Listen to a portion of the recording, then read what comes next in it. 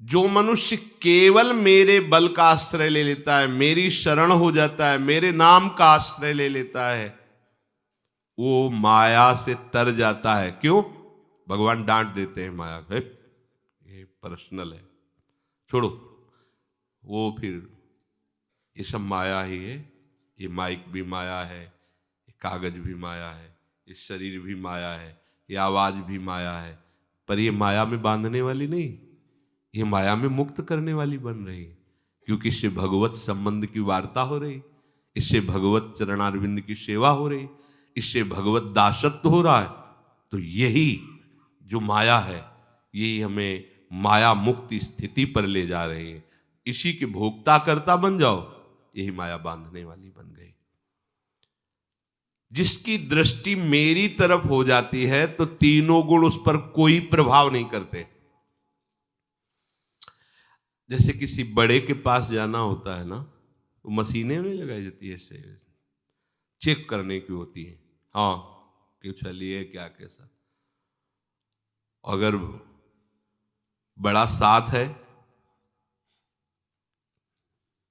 ऐसे कर दिया, फिर चेक नहीं होगा, निकल जाएगा वो। ऐसे ही अगर हमारे साथ भगवान नाम है ना, बहुत बड़ा है, भगवान से भी बड़ा है, हरि से बड़ा हरि का नाम, राधा राधा राधा राधा, ये और बड़ा है, ये हमारी जिब्या पे है। माया चेक नहीं करेगी तुम्हारी स्थिति क्या है, हाथ जोड़ के निकल जाओ, क्योंकि हमारे साथ नाम है। मान लीजिए जब तक तुम नाम रहित रहोगे तब तक तुम्हारी चेकिंग होती रहेगी, और चेकिंग का मतलब गिर जाना, तुम पास नहीं हो सकते। भगवान कह रहे हैं दुरत्या। एक ही बात हमें समझ में आई, हमारा आराध्य देव नाम है, हमारा अंग रक्षक नाम है, हमारा सबसे बड़ा हितैषी नाम है। नामी को तो हमने देखा नहीं, नामी से हमारा परिचय नाम के द्वारा हुआ, जो भी हुआ, इसलिए हमारा आराध्य देव नाम है, हमारी सिद्धि नाम है, हमारा स्वामी नाम है। पकड़ लो ये बात। अब इसमें तुम्हारे प्रश्न नहीं रहेंगे कि अभी भगवत दर्शन नहीं हुआ, अभी भगवदानंद नहीं हुआ।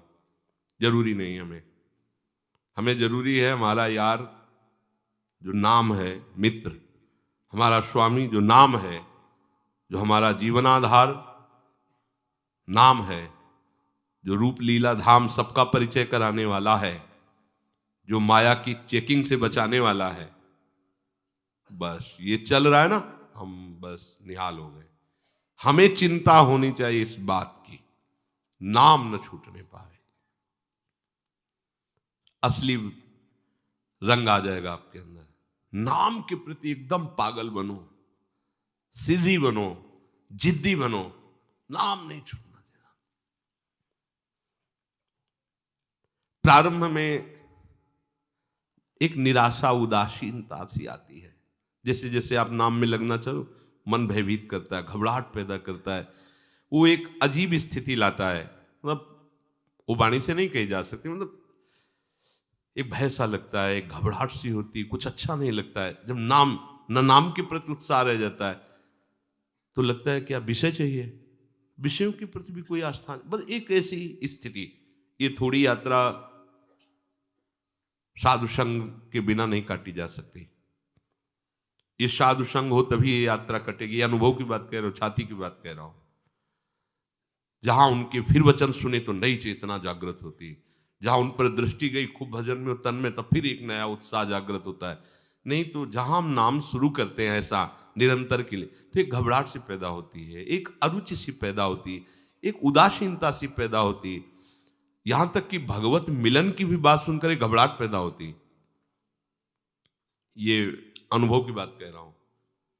उस समय केवल संत महात्माओं के वचन और उनकी दिनचर्या यही हमें प्रेरित करती है। नहीं मतलब एक अजीब स्थिति होती है, वो हम अनुभव की है ना, इसलिए बता रहे हैं।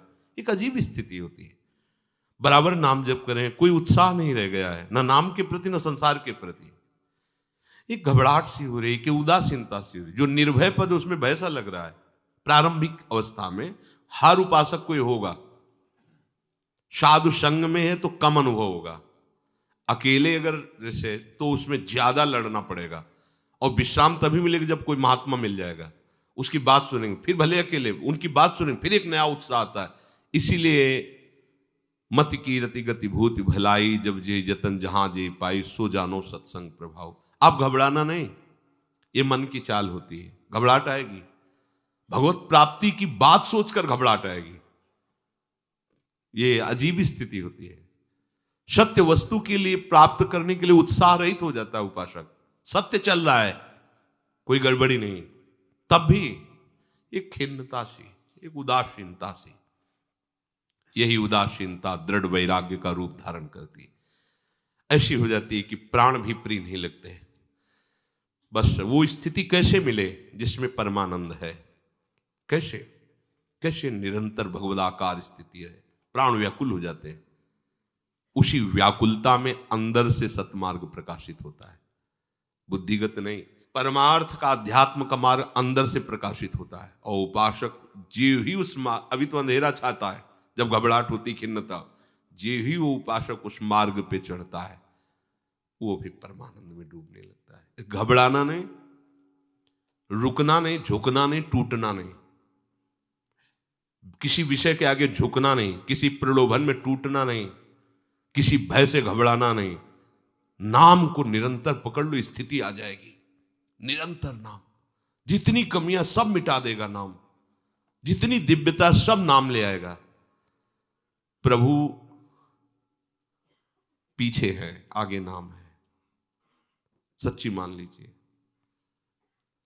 प्रभु पीछे है, आगे नाम है, आप आगे नाम को कीजिए। प्रभु को पकड़ पाना बहुत कठिन है, बहुत छुपा छुपी में प्रवीण है ये। ऐसे छुपते हैं कि पता ही नहीं लगता कि ये प्रभु है क्या। छुपा छुपी का खेल नहीं होता। जाओ भैया, हम तुम्हें ढूंढते ही नहीं, तुम्हें जो ढूंढ के निकाल के यहां खड़ा कर दे, मुझे पकड़ते हैं, वो है नाम। इनको सामने खोजने की जरूरत नहीं, सच्चिदानंद प्रिया प्रीतम के रूप में, लुका छुपी नहीं, ये रूप है, देखो नाम पकड़ा देगा, पक्की बात कह रहा हूं। इसलिए निरंतर नाम जप करो।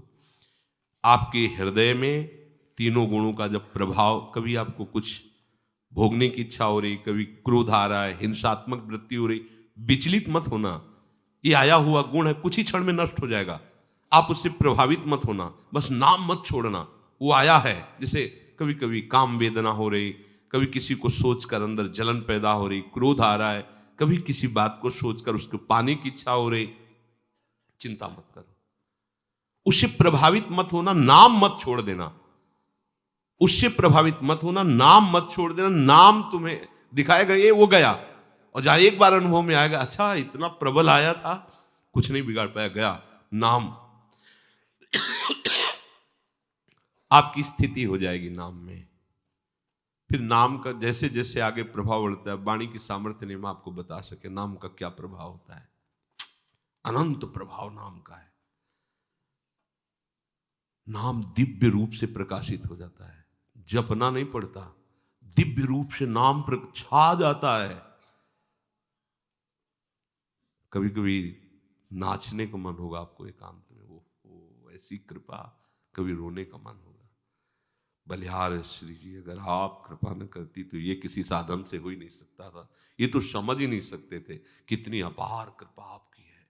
बस लगे रहो, विचलित मत होना, निरंतर नाम जप करना, असाधनों से बचने की कोशिश करना। जब ना बचने की स्थिति हो तब प्रभु को पुकारना, मौन मत रहना उस समय। हे किशोरी जू, हे स्वामिनी जू, हे लाडली जू, आप देख लो, आप संभाल लो, बहुत जल्दी ठीक हो जाओगे। श्री राधा वल्लभ लाल।